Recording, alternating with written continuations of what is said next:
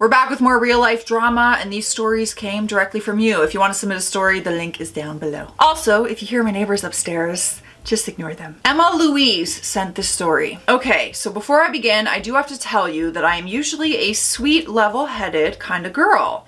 But if I'm wronged by a man, then I'm a self-confessed psycho ex. Hell hath no fury like a woman scorned.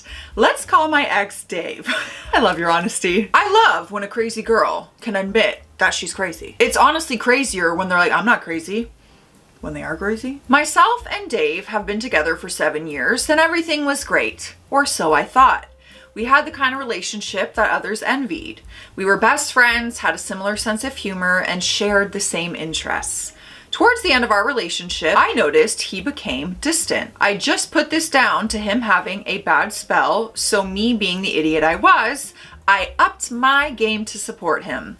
I'd always paid the lion's share of the bills, as he had a crippling high amount of child support going out to his ex. We lived separately, but he would stay at mine 5 or 6 nights a week. Damn, girl, you're just a little saint over there. So anyway, he became distant. I showered him with love and attention, cooked his favorite meals, and booked us a weekend getaway. I even sent him off to work with a packed lunch filled with goodies and a little love note. Not just one day, but every single blooming day. I had recently lent him my laptop so he could start applying for jobs. I knew he was unhappy at his workplace and believed that that was where his recent low mood stemmed from. Silly me!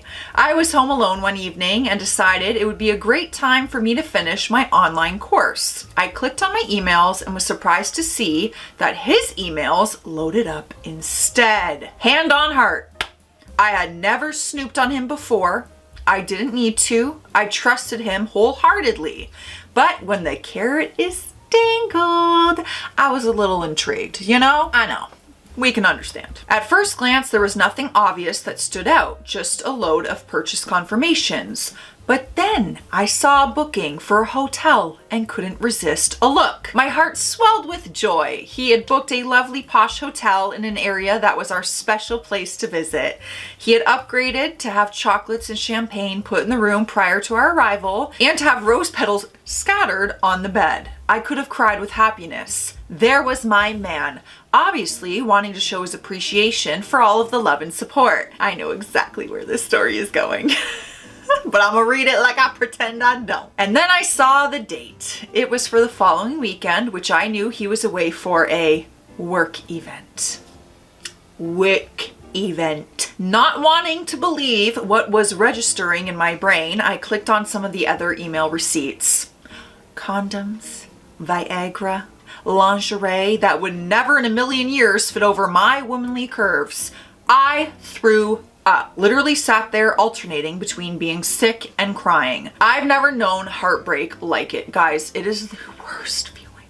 The worst. If you've never been cheated on, bless you. Honestly, you won the lottery on that. Knock on wood, it doesn't happen for you. But the worst feeling in that moment when that confirmation, you see it, your stomach falls out of your butt. I called my bestie, who immediately came over to comfort me. I wanted to call him to scream and shout about his sickening behavior, but once the initial devastation turned into anger, I hatched a plan. Continue as normal. Not easy to do, but necessary for my plan to work. I asked to stay at his house the next night for a change of scenery, which he agreed to. And then I started Operation Crazy X. I am so happy to be a part of this story. And took myself shopping for some key items. The next evening, I went to his house and couldn't bear to look at him. I told him I wasn't feeling great, which in a way was true, as the heartache made me physically sick. Fast forward to the next morning when he left for work, which is when my plan commenced. Remember the shopping trip I mentioned? I had all of that still in my car. I set the wheels in motion. First of all, I unpacked the numerous packets of prawns that had been heating up a stink in the car. It was summertime here in the UK. I played hide and seek with the prawns.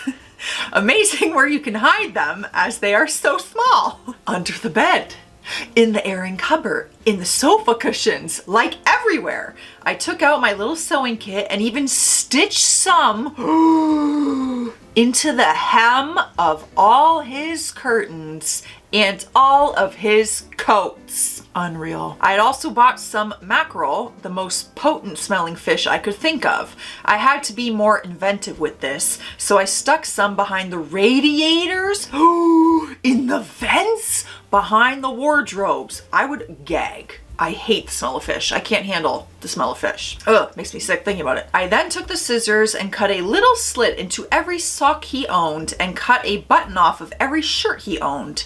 I decided his bathroom needed a little clean, you know? So I used his toothbrush to give the toilets a clean of their lives. It was great for getting under the rim.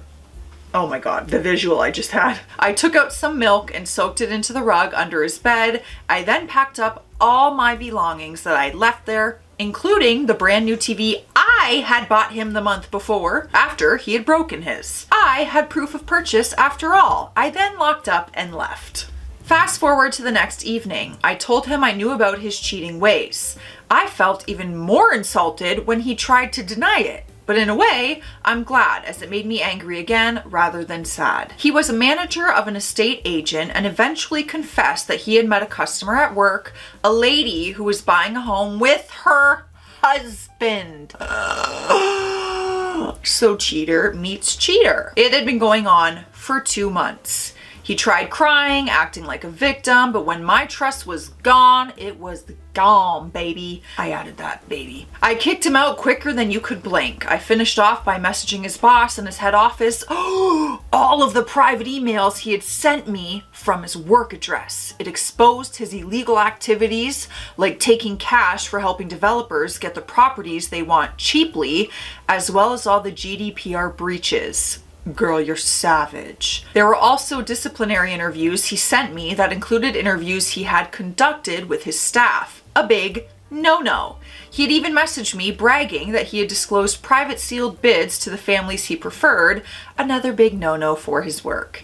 Finally, I signed him up for as many callback requests online as I could for things like insurance, double glazing, holiday sales, you know, the companies that are known to harass with cold calls. Well, hundreds of them. I don't regret a thing. I still smile thinking about how awful his house smelt, how he will be finding prawns for months after that, imagining him brushing his teeth with his poo particles and getting dressed with his crusty toes sticking out of his cut-up socks. Oh, and he got fired from his job. 3 years on, and I still take pleasure in leaving him honest reviews for his new workplaces. Girl, you really meant it when you said you were crazy. Not often, just now and again. Got to do my duty and warn potential clients that they could lose out of thousands of pounds just so he can get cash backhanded. Funny thing is that if he were to report me, he would be in more trouble than me. So his hands are tied. So yes, I'm the crazy ex and I'm proud. It definitely helped me get over him. Can others beat me with their tales of revenge? I promise I'm a lovely person, really. But I can't stand liars and cheaters. Karma is great. Thank you so much for sharing that with me and for full honesty and accountability of how crazy ex you were. Hey, maybe you should think twice about cheating and about doing illegal things in the workplace. He was bound to get some bad karma eventually. Taking a sip of water before our next story. You should too. Cheers. Our next story comes from Josh. I have a stalker story. Ooh. And boy, it's a good one. Please bear with me through this because it's a very long story, but it's filled with twists and turns and suspense like a Stephen King novel. But unfortunately, it's my reality. I'm sorry that I will be entertained by your reality. This is from a while back. I'm from a small town in Pennsylvania. I used to be in a bowling league back in my middle school years, and this is where my story starts. When I was 15, I met a girl that was on the same bowling team. To save her from embarrassment, I will be using a fake name. Let's call her Penny. I love the name Penny. Penny was my age and to me never showed any signs of unusual behavior. That is until one day I told her I liked her. Unfortunately, that is when the stuff hit the fan. Penny began to call my house nonstop. At first, I found it flattering until it wasn't. It got worse. She went from calling me 3 times a day to more than 20 times a day. One Saturday morning, I got up early to go with my parents to a national brand sporting goods store in West Virginia. When I came home, we had 126 missed calls. From guess who? Penny! What a wild guess. That's just the tip of the iceberg. It gets worse from here. Buckle up. I got invited to my school's winter formal dance by another girl who went to school with me. Not only did Penny find out, but she actually showed up to the dance and proceeded to shout at me relentlessly for going with someone else. At this point, we weren't even together, nor did we even go on a date. She just showed up out of nowhere, and wherever I went, she followed. Going out with friends, she was there. Going to the movies, she was there, and I could not escape her. That's not the worst thing. The worst thing is that she somehow managed to find out where I live. I was alone one night when my parents left to go out to eat dinner by themselves. I was laying on the couch in my living room watching TV with my dog, and all of a sudden, I hear a tapping on the window. And so I look, and staring into my living room window was guess who again? Yup, you guessed it, Penny. I'm just always gonna guess Penny, so I let out a scream and picked up the phone to dial the police. And when I looked up again, Penny was gone. That was the last straw. The next day, I called Penny's parents and told them everything, and they didn't believe me at first, but when they questioned Penny about it, she told them everything. That was the final nail in the coffin. Her parents divorced, and she went to live with her dad, who was transferred out of state due to his job, and I never saw or heard from Penny again. Lucky for me. If it wasn't for that, I don't know what would have happened. Even though I went through literal hell with this girl, I don't wish her any ill will. I hope she got the help she most clearly needed. Yeah, clearly. And I could easily just be like, oh, she was 15 and young, which she was, but that is still some wild, wild behavior. And that would freak me out at any age. Next story comes from Melly. What a cute name. I want to be named Melly. Melly Belly. Melly Jelly. You're probably going to hate me after that. I'm so sorry. Hi Josh, this story is for your creepy series that I hope you continue. Oh, I'm going to continue. I had been in Vancouver for maybe a year. I moved here from Montreal. I had met Dylan, my now husband, and things moved fast. I always joke that I basically showed up with a U-Haul on our first date. I love that. 4 months later, we moved across the country with each other. I'd lived in Montreal my whole life. I'm an extrovert, so I felt the need to seek out friendships immediately. I started browsing Craigslist ads under the simply platonic category. It no longer exists. I ended up meeting a woman who was also from Montreal, and funnily enough, was also named Melissa. Oh my God, is your name Melissa and you just go by Melly? That's adorable. We decided to meet in a nearby park and have ice cream. Everything went well, we became friends. After our meeting, I walked back to the bus stop to go home. It is a bright summer day, approximately 5:36 p.m., and I called Dylan while I'm waiting for the bus. I'm not really paying attention to my surroundings, and Dylan and I were a little annoyed with each other on the phone, but I cannot remember why. I started feeling uneasy, like someone was watching me. I look beside me and I literally jump. There is a very tall, skinny man, very normal looking, except that he is looking down at me, smiling intensely, and he is incredibly close. Not even an inch of space between us. Ugh. My heart starts pounding. There is no one else at the bus stop, but we are on a busy street in the middle of the day. I tell myself I must be overreacting. Meanwhile, Dylan is trying to get off the phone. I walk away from the man and beg Dylan to stay on the line with me. The tall man starts walking my way, so I start walking further away. Without hailing a cab stops and asks me if I need a ride. Dylan keeps telling me to take it, but for whatever reason— What? Girl, what? I can't even read it. But for whatever reason, I refuse. The cab drives up to the tall, smiley man, and he actually gets in the cab, and I feel instant relief. I was overreacting. I tell Dylan I'm going to let him go, but Dylan asks, what if he comes back? I automatically tell him he is being silly. He took a cab, he won't come back, we hang up. I continue to wait for the bus while I see the cab come around and stop in front of me. My heart is in my throat. The cab driver and the smiley man are urging me to get in the car. I walk away and the smiley man gets out of the cab and starts calling me over. I'm absolutely terrified at this point. My heart is pounding. I see the bus coming, so I run towards the bus stop and hop in. I usually walk home when I get to the stop, but I got Dylan to pick me up. Once in the car, I went through an emotion I never had before. I wish I could explain it. Uneasiness, exposure, unsafe, but also doubt. Am I overreacting? Have I watched too many TV shows? But when I look back, why did the cab stop next to me initially? I never hailed it. What if I would have gotten into the cab? Why did they drive around to come get me? Were they working together?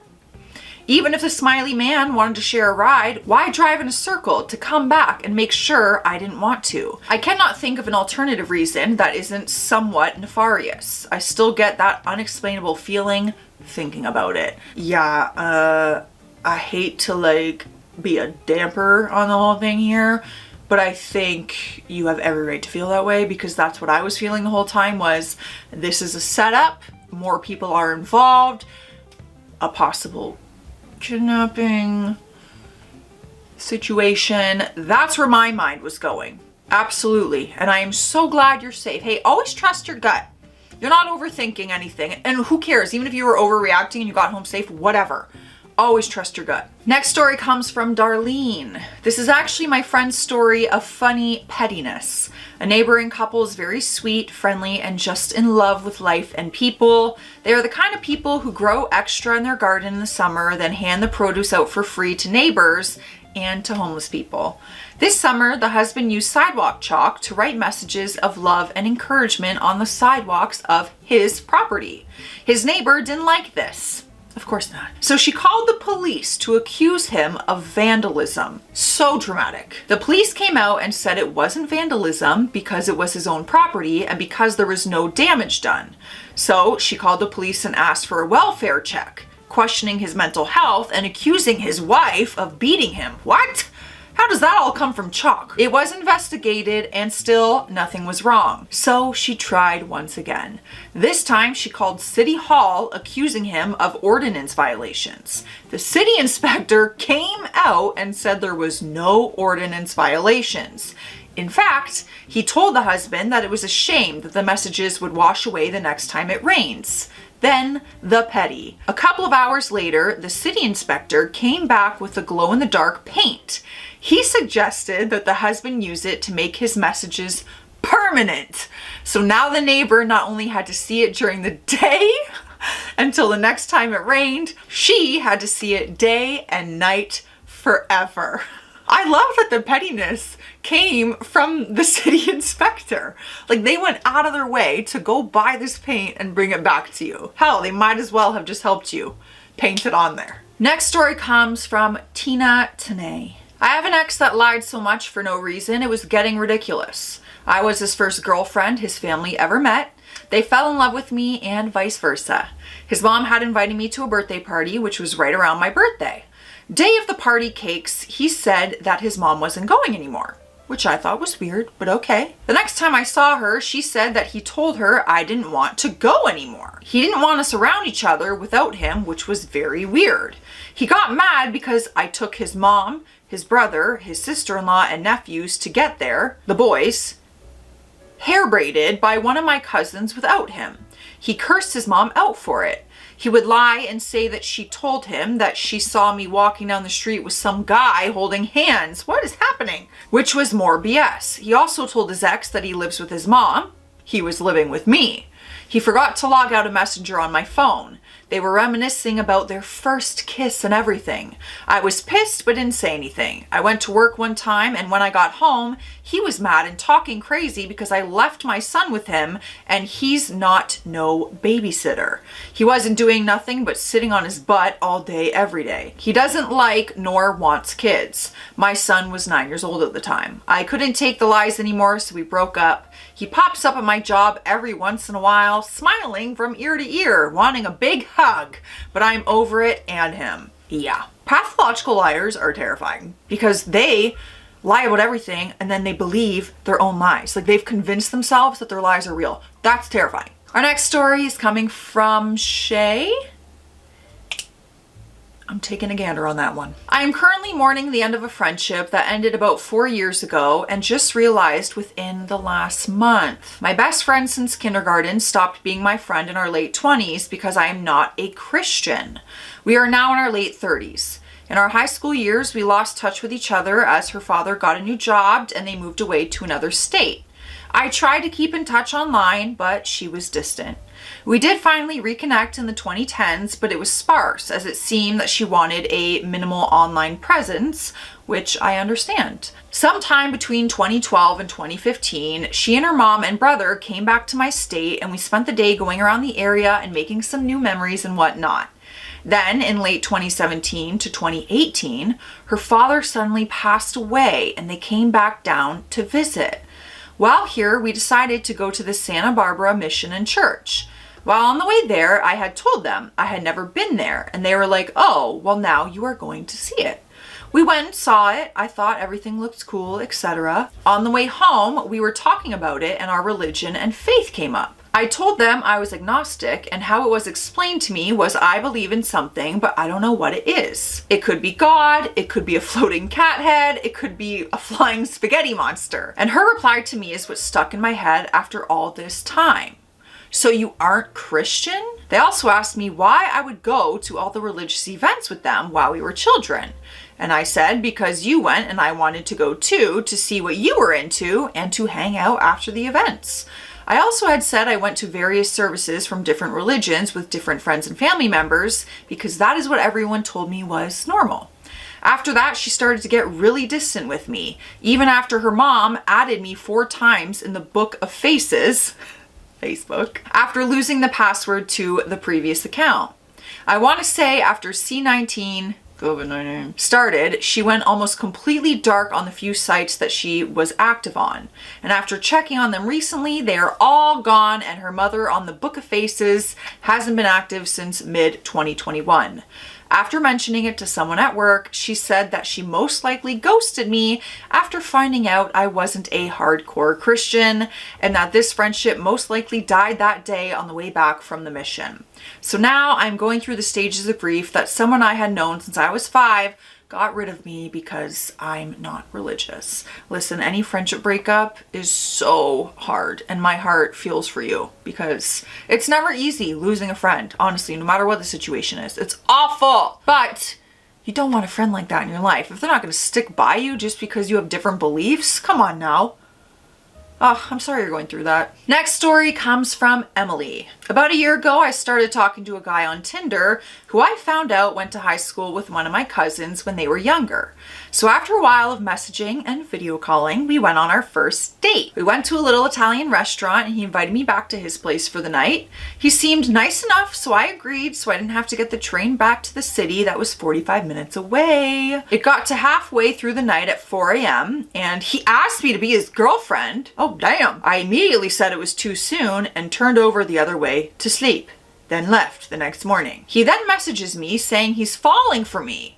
And I then said he's moving way too fast, that he needs to slow down, to which he said okay too. Ooh, yes, those are some red flags already. But this put me off, so I agreed to see him one more time. I wish I didn't, lol. Skipped to the second date, and I was having food with my cousin before I went and met up with him. While I was eating, he randomly shows up out of nowhere to where we were to say hi because he was around the corner. This is very weird and odd behavior. Yes, it is. Went to see the film in cinema with him later that day. After a couple days after this, I barely answered his messages because I was trying to think of what to say to him to tell him that I don't want to see him anymore. But I got ill, so I wasn't messaging anyone. However, during this, he confronts me and asks me why I'm not talking, and I say I am ill. He then says my Snapchat score doesn't go up if I'm not using it. This means he's been keeping an eye on my Snapchat score. This was the last straw, and I told him I don't want anything to do with him anymore, and I lost my temper with him, saying how sad do you have to be to sit there checking my Snapchat score. After my rant to him, he then didn't answer and left me alone because he was clearly a stalker and weirdo. No wonder he's single, lol. After this, I told my cousin and our other cousin, who actually saw him round town before, who then told me she heard stories about him that he cheated on his ex, etc. I dodged a bullet. But yeah, thought you'd find this very weird since you love true crime as well as me and would find the stalker behavior funny because of that. You guys know me well and you know that I do love some dating nightmare stories. I really do. I mean, I'm sorry it happened to you, but it is for my entertainment, selfishly. All right, last story we're doing today is from Swizzle Swifty 13. Taylor Swift fan, I'm assuming. Weird story. I'm a freshman in high school, so this story is a bit weird. I have a best friend that I've known since the 4th grade. I will call Vicky, and she has 2 brothers. I'll use fake names. I will call Connor and Will for privacy reasons. When I was 10 and Connor was 12, he confessed to me that he liked me, and I confessed that I felt the same way. We began a relationship. Not really though, if you know what I mean. Yes. Children, puppy love. I understand. Everything was fine until I realized how insecure and jealous this kid was and still is. Every time Vicky had friends over at her house, including me, Connor would do everything in his small power to keep me away from them and have all the attention on him. I suspected this was because Vicky's family belongs to a strict religion. Their parents don't really talk about different types of relationships, so because of this, none of the kids are aware of toxic or normal behavior. Of course, age is an excuse as well, but when I would tell my other friends about Connor, they agreed that he was a bit strange. I have always been extremely mature for my age, so I realized that I can't speak too badly of Connor because I was always more aware of my surroundings and other people than he was, and still is. But at the same time, he was older than me, and I personally believe that he should have known better. Eventually, I broke up with him, and he lost his gosh darn mind. He was sobbing, he was yelling, and he was heartbroken. It truly was an Oscar-winning performance. A few months later, we got back together. Lord, what was I thinking? That's what I was gonna ask you. The same behavior comes back again. Connor's dad at some point told him to break up with me since I was not in the same religion as them. I don't see a problem with this. I am much more spiritual than I am religious, and I don't agree with some of the rules of their religion anyway. This all happened between 5th grade and mid 6th grade. I am now in high school and I trick or treat with Vicky and a friend of hers. Before we went to this friend's house, Connor confessed to me that he likes me again. Heck no to that. It has been almost 3 years since we ended our so-called relationship and he wants to start again? Absolutely not. What was he thinking? I politely told him I had moved on and don't feel the same way. And what a surprise, his smothered insecurities rise up. He asked me, "Are you mad at me? I feel like you're mad." I told him I am not mad. I just don't like him anymore. We didn't talk to each other for the rest of the night, which was fine by me. Honestly, this just brought me so much joy. Because it reminds me of like the drama I had growing up when I was that age. Like it was taken right from my diary or a note that I used to pass with my friends in school. Those were the days. Thanks to everyone who has submitted a story. If you want to submit your story, the link is down below. Stay classy out there, stay sassy.